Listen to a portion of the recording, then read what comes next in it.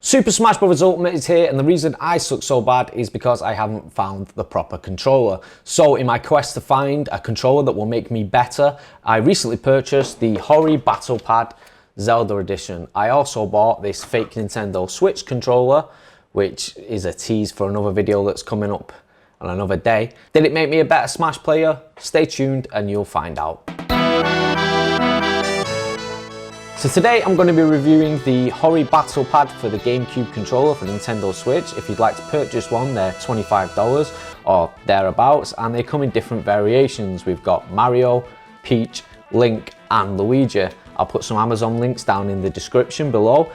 I went for the Legend of Zelda edition because I recently started playing Twilight Princess, so I'm kinda on a bit of a Zelda rush right now. I won't bore you with unboxing because mine's a Japanese version because I live in Asia, so it's pretty unreadable. Plus, all that's in the box is the controller. Although I did look online and I much prefer the Japanese box. I get the old school Link and the sides look much more fun. I'm sure the guy who goes through my recycling will appreciate a nice pretty box. The controller itself looks like a GameCube controller. I like the transparent look, huge fan. I'm really hoping for those N64 purple transparent Joy-Cons. Come on Nintendo, give us what we want. The plastic doesn't feel cheap and the buttons, they have some weight to them. One disappointment is the lack of analog triggers. The old GameCube ones were just like so satisfying to click, and these just feel a bit... I can see why they weren't included because no other controller on the Switch utilizes analog triggers, but I did also buy this for some GameCube emulation, so it's yet to be seen how it affects the GameCube games. The D-pad is nice and big. The original GameCube one was much smaller, and this one looks similar to the Pro Controller. What I like about this controller though is that it has all the buttons of the Pro Controller. It has an extra trigger, it has L3 and R3 clicks, which at first feels weird pushing in a C-stick, plus and minus, home and capture buttons, and even an old school turbo button if that's what you're into. I'm not really a big fan of the turbo buttons. If you like it, it's there for you to use. In fact, when you plug it in to the Switch, it registers as a Pro Controller and shows the Pro Controller icon, which if you care about the controller icons could be a bit of a bummer. But this means I can use the controller for all other Nintendo Switch games. Now this is where the pad almost ended up out my window and into the canal. You see, by default the triggers are switched, so L and R are at the back and LZ and LR are at the front, which makes sense because the GameCube had two triggers, L and R, and at the back it had Z at the front.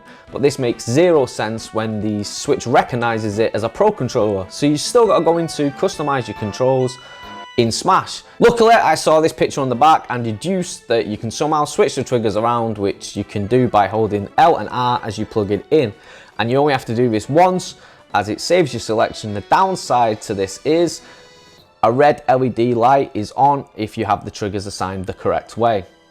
Doesn't really bother me, but I know that it would bother some people, especially after the PS4 controller fiasco. The controller is also an X input, which means it works perfectly as a PC controller and for Dolphin emulation. It comes with a 10-foot wire, which is really nice since nobody wants to sit like really close to their huge TVs anymore.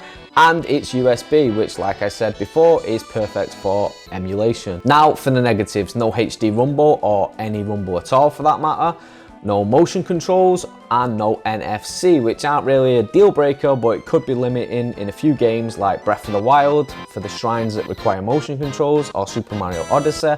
It also doesn't wake up the console, which means you have to go through this whole bit every time where you turn on the console, where you have to use a Joy-Con to turn on the console to wake it up, and then you have to go into controllers and change grip order so that your GameCube controller is the #1 controller, and then this is the second controller. It's a huge palaver that I'd rather not go through. This is the second controller I've bought like this, and it's not a huge inconvenience, but it's just very annoying after a while.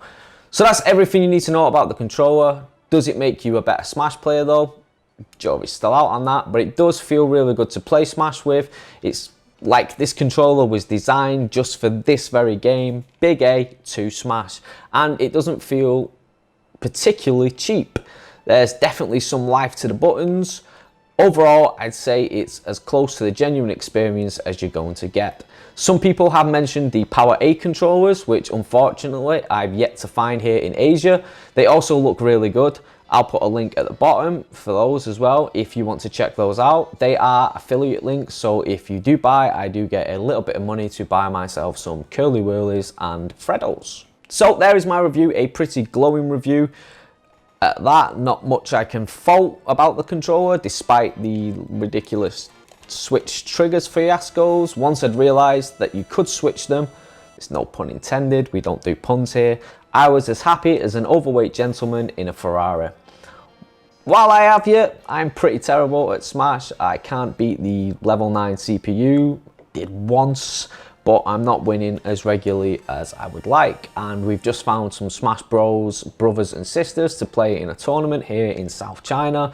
So if you could check out my Smash videos and let me know what I'm doing wrong, give me a few tips and pointers, and just show me things that I should be looking at, like what sort of tactics I should be using and where I'm getting absolutely battered from. And in return, I'll thank you in my acceptance speech when I win the Guangdong Smash Brothers tournament. Also, smash that like button, subscribe for more gaming stuff. I'm working on some projects right now that will be of interest to lots of gamers, so stay tuned for that. And as always, don't do anything I wouldn't do.